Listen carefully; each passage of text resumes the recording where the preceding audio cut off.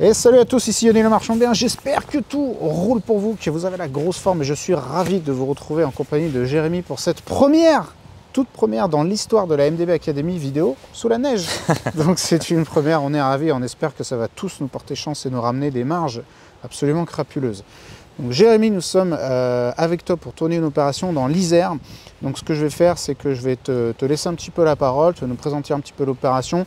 Comme d'habitude, on va vous montrer le bâtiment. Dans un deuxième temps, Jérémy nous expliquera comment tu as trouvé l'opération, les difficultés potentielles que tu as pu rencontrer pour que ça puisse aussi vous servir de leçon, la marge éventuellement si voilà, tu es à l'aise d'en parler, etc. Et puis vous pourrez bien sûr poser toutes les questions en dessous de la vidéo parce qu'on fera cette vidéo en deux parties. Donc Jérémy, nous sommes à peu près à 1h30 de Lyon ici dans l'Isère. On est effectivement dans l'Isère, dans une petite commune qui s'appelle Alvar, située à mi-chemin entre Grenoble et Chambéry. On a près une trentaine de minutes de Grenoble et une trentaine de minutes de Chambéry. Combien d'habitants à peu près? On doit être à 7-8 000 habitants à peu près. Ok, voilà, c'est une pas très grande commune. C'est pas très grande commune. Voilà. Okay. Ça reste une commune assez dynamique finalement, plutôt l'été. Voilà, et un peu l'hiver, mais l'hiver plutôt lié à la station de ski du Collet d'Alvar. D'accord. Et l'été, plutôt tourisme aussi? Plutôt tourisme âgé, du fait des cures. Donc, voilà. Et d'ailleurs, premier enseignement, c'est intéressant, je connaissais cette commune parce que c'est la lointaine périphérie de Lyon, on va dire, et je m'y étais intéressé un petit peu pour de l'immobilier locatif, mais je m'étais toujours dit que c'était une commune qui était plutôt sinistrée, et donc j'avais pas forcément très envie de venir y investir. Donc déjà, pour ceux qui souvent se disent « Ah non, tel endroit c'est pas bien, tel endroit c'est pas bien », vous voyez, parfois à trop être sélectif et à trop cracher dans la soupe, on peut potentiellement rater des trucs parce que, comme vous allez le voir, l'opération de Jérémy est particulièrement intéressante. Alors il y a des choses effectivement, Yannick, qui sont hyper intéressantes dans cette commune-là. C'est que souvent c'est des très grandes bâtisses, alors vous pourrez le voir ici. C'est vraiment des grandes bâtisses, parfois divisées déjà en plusieurs appartements. Donc voilà, on a pour de la division de bâtisses, c'est quelque chose qui peut être assez sympa. Ouais, ok, ça marche, super. Et du coup, ce que je propose, tu nous as fait une super transition, c'est que on regarde un petit peu justement la propriété que tu as achetée en commençant par le bâtiment, parce qu'il y a un terrain derrière, comme vous allez bientôt le découvrir. C'est une opération combo de double division.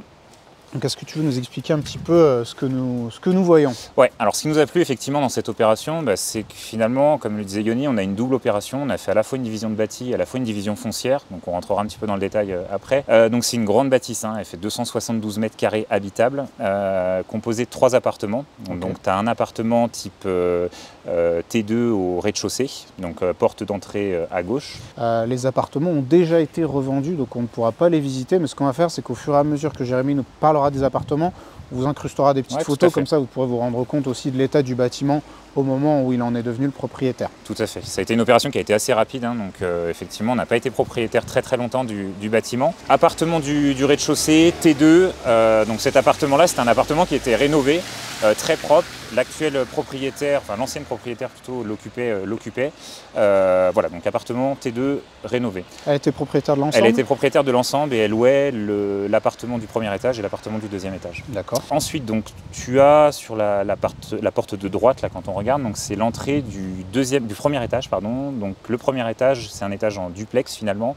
Il y avait une partie donc sur la droite de la bâtisse qui est finalement une pièce qui sert aujourd'hui d'entrée mais qui peut servir à plein d'autres choses. Et on a sur l'appartement du premier étage tout le plateau. Qui fait quelle surface à peu Alors près? au total, c'est à peu près 3 surfaces de 90 mètres carrés chacune. L'appartement du rez-de-chaussée fait 60. L'appartement du premier donc fait 100, un peu plus de 100, je crois 110 à peu près, puisque finalement on a une partie du bas. Et l'appartement du dernier qui lui prend l'ensemble du plateau. On verra peut-être tout à l'heure l'entrée de l'autre côté du bâtiment qui monte par une cage d'escalier. Donc on est sur 92 mètres carrés, je crois, de mémoire habitable. C'est quand même des bonnes surfaces. C'est des bonnes surfaces. Là concrètement on était sur un T5 au premier étage et on était sur un T4 au deuxième étage. Donc voilà, ça reste des surfaces qui étaient intéressantes et finalement les profils d'acheteurs ont vraiment répondu à ce qu'on imaginait en tout cas sur la partie revente. D'accord, parce que tu vois, moi je me serais aussi, là encore une fois une idée préconçue, moi je me serais dit ah bah tiens, c'est peut-être des un peu trop grandes surfaces pour du centre village, tu vois, enfin centre-ville. Parce qu'on n'est pas non plus trop en extérieur, tu vois, où tu veux dire c'est vraiment des familles. Et je me serais dit plutôt là, tu vois, c'est peut-être ou des célibataires ou des jeunes couples, tu vois, qui vont chercher des plus petites surfaces. Est-ce que tu as pensé, toi, subdiviser, où il y avait vraiment une demande et une pertinence à conserver ces grandes surfaces? Alors nous, clairement, on est allé à la facilité. Ok, très bien. 3 compteurs électriques qui étaient déjà existants, 3 entrées, 3 apparts. Voilà. Que demander de plus? On a fait simple. Okay. Donc on est parti au plus simple. Je t'avoue qu'on s'est quand même posé la question. Après, il y a plein de choses qui font que ces appartements-là, et on mettra peut-être au fur et à mesure de la vidéo finalement, ce qui nous a pas mal attiré là-dedans, mais on a pu détacher un petit bout de terrain privatif à chacun des appartements. Voilà, donc là tu vois par exemple le rez-de-chaussée, il a une petite partie, donc terrasse plus derrière. Le deuxième étage, il a toute la partie derrière. La partie appartement du premier étage, il a toute la petite partie qui est devant. Donc en fait, on voulait rester sur du bien, et je pense que ça s'est vu au moment de la commercialisation, sur du bien qui était qualitatif. Voilà. On restait pas très cher au prix au mètre carré. On voulait avoir quelque chose d'assez qualitatif, donc c'est-à-dire des appartements avec un petit extérieur, plus ou moins rénové. D'ailleurs, le prix de la commercialisation s'en est ressenti derrière. On a forcément vendu plus cher le prix au mètre carré pour l'appartement du rez-de-chaussée que celui du premier étage qui était rénové. Mais voilà, globalement, on était sur quelque chose qui était cohérent, je pense, par rapport à l'attente. Et d'ailleurs, à titre d'info, premier étage et rez-de-chaussée, ils sont partis à la première visite. Et le deuxième étage, il a fallu 1 semaine et demie ou 2 semaines de commercialisation. Donc ça a été vraiment très rapide. Super. Voilà. Et ouais, donc ça montre aussi que parfois, je sais que souvent les questions reviennent et dans les vidéos, dans les formations, est-ce que ça valait pas le coup de subdiviser, etc. En fait, parfois, c'est pas forcément pertinent de diviser à mort. Non, puis tu vois, regarde par exemple là, l'appartement du premier étage, tu as tout le balcon qui fait tout le long. Concrètement, c'est un appartement qui a une triple exposition. On ne voulait pas commencer à se dire, peut-être qu'effectivement, on va pouvoir gagner un petit peu plus. Mais nous, ce qu'on voulait, c'était être rapide pour pouvoir repartir sur autre chose derrière. Subdiviser, ça voulait aussi dire rajouter des compteurs électriques, ça voulait dire plein de choses qui peut-être nous auraient pas permis d'être aujourd'hui déjà sur d'autres opérations futures. Ouais, super. Je pense que c'était ta première opération, c'est ça? En tant que marchand de biens. En tant que marchand, c'était ta première. Ouais, du coup, c'était vraiment. Il y a aussi une pertinence à pas forcément essayer de rentabiliser jusqu'au dernier euro et se dire en fait on y va, on boucle vite l'opération et on enchaîne sur une autre. Ouais, c'est ça, on garde, alors nous on s'est fixé un plan qui est finalement de faire une opération donc en 2022, puisque cette opération on la considère sur 2022, d'en faire 2 en 2023, 3 en 2024. Et pour faire ça, il faut aller vite. Voilà. Et en fait, l'idée c'était justement effectivement de se dire, on va peut-être pas se dire on va partir sur quelque chose de plus compliqué, on préfère être sur quelque chose d'assez simple. Il y a du travail, attention, il y a de la valeur ajoutée à tout ça quand même, mais voilà, quelque chose d'assez simple, qui aille vite, pour derrière repartir sur autre chose et réinvestir l'argent dans un autre projet. Tu dis on, t'es associé? Alors je suis associé avec mon frère, qui malheureusement n'a pas suivi la formation comme j'ai eu la chance de le faire. Shame on him. Il a suivi une autre formation puisque lui il travaille dans un groupe de promotion immobilière. Donc en fait on s'est plutôt bien complété. Moi j'ai ce côté un peu plus, moi j'aime le commerce, j'aime les travaux, j'aime la recherche, j'aime visiter des biens, j'aime la commercialisation. Mon frère lui a le côté vraiment très PLU, qu'est-ce qu'on peut faire sur un terrain réglementaire, tous les contacts, tous les pré-projets qu'on présente aux mairies, c'est lui qui s'en charge, beaucoup plus rigoureux que moi et souvent il me calme un peu dans mes ardeurs sur ce sujet-là, donc non, on se complète plutôt bien, c'est plutôt cool. T'es le grand frère ou le petit frère? On a 10 ans d'écart et je suis le plus grand. T'es le plus grand? Voilà. Ok, ça marche. C'est intéressant. T'as quel âge juste pour info? Moi j'ai 35. 35, tout à fait. Pour lui, ça fait jeune Ça fait jeune, mais regarde, finalement, il travaille dans un gros groupe de promotion immobilière. Il a toujours été passionné par l'immobilier, comme je l'ai toujours été, alors à moindre mesure, parce que finalement, j'ai fait un peu de locatif, mais c'est de manière raisonnable. Lui, il en a fait son métier. Donc, je te cache pas que, effectivement, j'ai pas eu beaucoup de difficultés à l'attirer pour venir monter cette entreprise familiale. Parfait. Alors juste, pendant qu'on y est, toi, maintenant, tu fais ça à plein temps ou tu as une autre activité en parallèle? Non, alors moi j'ai une autre activité salariée en parallèle. Pourquoi déjà j'ai mon travail, ça c'est une première partie. Déjà, tu as le droit. Donc déjà c'est cette première partie. Après nous aussi, non, c'est plutôt sérieux, côté stratégiquement, en fait on s'est donné pour objectif de ne pas toucher d'argent pendant les 3 premières années. Nous, notre objectif c'est d'aller vite et d'aller haut. Alors on se mettra toujours une limite parce que le but aussi, et moi le vrai luxe pour moi c'est le temps. Si je fais cette activité, c'est d'avoir justement ce gain temps finalement qui me permet aussi d'avoir les finances pour vivre à côté, me faire plaisir à côté. Donc je ne vais pas commencer non plus à partir sur des opérations immenses. Mais l'idée c'est ça, c'est de pouvoir donc réinvestir dans la société tout ce qu'on gagne pour partir sur des nouveaux projets. Pour dans 3 ans, pouvoir me dire, 3-4 ans éventuellement, pouvoir me dire, c'est le bon moment et j'ai l'opportunité de me lancer à temps plein là-dedans. Trop bien. Sachant que mon frère, c'est la même optique. Donc on est vraiment sur la même... voilà, les choses ont été claires dès le début. Souvent c'est plus facile en famille. Hein. Oui. Donc voilà. C'est un double tranchant la famille. C'est vrai, c'est vrai. Mais bon, en tout cas sur cette partie-là, on était quand même relativement alignés, donc c'était plus simple pour nous. Ouais. Et ton job actuel, c'est quoi? Moi, je fais de la gestion de projet, tout simplement. Donc mine de rien, je retrouve certaines choses, parce que c'est vrai que tout ce qui est relance des artisans, voilà, s'assurer que le planning il est respecté, toutes ces choses-là, c'est des choses qui sont essentielles et c'est mon métier de tous les jours. En fait. Marchand de biens, c'est complètement de la gestion de projet en fait. Donc voilà, je m'y retrouvais. Ouais. Super. Voilà. Ce que je te propose, c'est qu'on aille voir un petit peu, qu'on fasse le tour du bâtiment, qu'on voit la suite de l'opération. Ouais, ça marche. Let's go. Et donc ici on a une servitude de passage qui va servir en fait à plusieurs personnes. Donc il y a une servitude de passage qui sert à la fois à l'appartement du premier étage pour accéder à son bien par ici.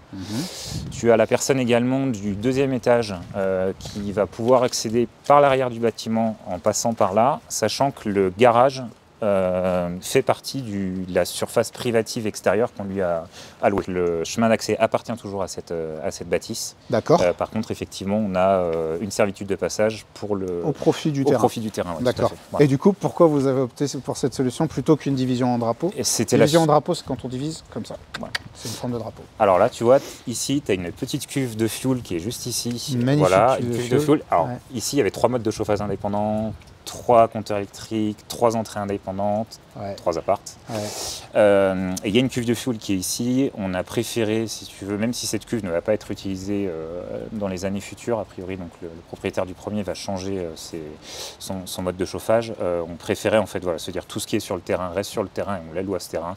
Et on fait uniquement une servitude de passage et de tréfonds pour la partie viabilisation. Okay, voilà. C'était plus simple pour nous, ça nous évitait effectivement de dire là la cuve va poser problème. Ouais, voilà. C'est sûr. Et donc là, cette tranchée que tu nous as montré. Oui, tout à fait. Alors, donc, ce qu'il faut savoir, c'est que c'était un des gros sujets. Finalement, on n'a pas fait grand-chose dans cette. Donc, bien évidemment, on a monté la copropriété, on a fait passer le géomètre à la fois pour la division et également pour un état descriptif de division, puisqu'on crée vraiment la copropriété. Cette tranchée, donc, elle a servi à Enedis de venir en fait poser ce compteur. Donc, c'est un compteur coupure qui permet à la fois finalement d'être propre au niveau électrique, puisque tous les compteurs existaient, mais ils n'étaient pas présents dans chaque appartement. Donc, on a aussi déplacé chaque compteur dans chaque appartement. On est dans une zone de station, on n'est pas dans du raccordement au tout à l'égout. Voilà, donc il fallait aussi alimenter de manière individuelle la microstation. Donc on a dû créer un compteur pour cette microstation. Donc en fait tout ça fait qu'on s'est retrouvé avec 4 compteurs électriques, donc un pour les communs et un pour chaque appartement. Donc Enedis nous avait indiqué que sur cette partie-là, il fallait qu'on redimensionne un petit peu le câble, notamment en plus il y avait le terrain qui était à bâtir derrière. Voilà, donc ils sont venus mettre les choses aux normes, ils ont fait ça proprement. L'idée c'était de faire vraiment l'opération la plus propre possible pour pas laisser des trucs en suspens. On achète, on fait l'opération qui vont bien au niveau des travaux, on revend et voilà, les choses sont propres. Pour les déplacements de compteurs, ils t'ont pris combien? Alors concrètement en termes électriques, vraiment purement électriques, donc à la fois la partie Enedis et électricien, on en a eu pour 10 000 €. Là je parle en TTC, on en a eu pour 10 000 € TTC. On doit être à peu près à 6 000 € de la partie technicien. Pour tout ce qui est déplacement des compteurs. Alors il y a eu déplacement des compteurs, mais il y a eu d'autres choses aussi qui ont été faites de manière à ce que vraiment chaque partie soit bien indépendante. Parce que forcément, il y avait quelques câbles électriques qui, par exemple, alimentaient l'appartement du deuxième et qui passaient dans l'appartement du rez-de-chaussée. Donc il fallait faire passer tout ça dans les communs. Donc, voilà. Donc on en a eu pour à peu près pour 6 000 € d'électricien et on en a eu pour 4 000 € à peu près d'Enedis, sachant que dans ces 4 000 € là, donc il y a effectivement le coût de la tranchée, le coût de la tranchée également sur la voirie. Là, on ne verra peut-être pas sur la vidéo, mais je pense qu'on doit être à quoi? Il doit y avoir une vingtaine de mètres à peu près, plus encore 5-6 mètres sur la voirie. Voilà. Et donc ils ont remis un câble, comme je te l'expliquais, pour pouvoir justement dimensionner et d'ores et déjà prévoir l'alimentation électrique. C'est pas cher. Voilà. C'est pas excessif. Non, c'est pas cher. Honnêtement, à la fois en termes de travaux, alors nous forcément c'était notre première OP, donc on n'a pas voulu perdre d'argent, donc on a tout chiffré un peu plus large. Je te rassure, mais au bout de 30e, tu ne voudras pas perdre d'argent. Donc on a tout chiffré. C'est pas spécifique à la première. On est d'accord, mais c'est vrai que sur celle-là, on avait peut-être pris un petit peu plus large pour justement faire notre offre en conséquence. Et on avait plutôt chiffré aux alentours des 15 000 € d'élec. Okay. Donc à 10 000, c'était plutôt la bonne surprise, quoi. Bah carrément, je pense. Payer 10 000 et être content, c'est bien. C'est bien. Ça arrive pas tous les jours. Exactement. On continue vers le terrain. Ouais, tout à fait. Donc tu vois, toute cette partie-là, donc, toute la partie cabanon de jardin, donc c'est effectivement c'est un espace privatif, donc commun à usage privatif qui a été détaché à l'appartement du rez-de-chaussée. Ouais. Et cette partie arrière, c'est pour l'appartement du deuxième étage. Donc le garage, il reste dans la copro. Tout à fait, exactement. Okay. Et on est bien d'accord, par contre, le terrain, il est indépendant, il n'est pas en copropriété. Non, le terrain est complètement indépendant, ouais, tout à fait. En fait, en gros, si tu veux, tu as la partie du terrain qui... Donc le géomètre est arrivé, d'ailleurs je pense que le trait rouge qui doit être là, ça doit être la partie bornage. Ouais. Donc effectivement, ils sont venus poser des bornes à ce niveau-là, et ils cadrent tout le terrain. Donc là, on a à peu près 700 mètres carrés de terrain à bâtir. Ok. Merci Jérémy pour cette première partie de visite. J'espère que cette vidéo vous a plu. Si c'est le cas, payez votre like. N'hésitez pas à poser des questions en dessous en commentaire. Et nous, on va enchaîner sur la deuxième vidéo et éventuellement au montage après. On répondra aux éventuelles questions que vous pourriez avoir par rapport à cette opération. Mais ce que je vous propose, c'est de nous retrouver d'ici quelques jours pour le deuxième épisode de cette vidéo dans lequel on parlera de comment tu as trouvé le bien, des chiffres exacts, la rentabilité, les problématiques aussi que tu as pu rencontrer sur cette opération. Donc, si vous n'êtes pas abonné à la chaîne, n'hésitez pas à vous abonner pour être tenu au courant de la sortie de l'épisode 2 avec Jérémy. Et je vous dis à la prochaine.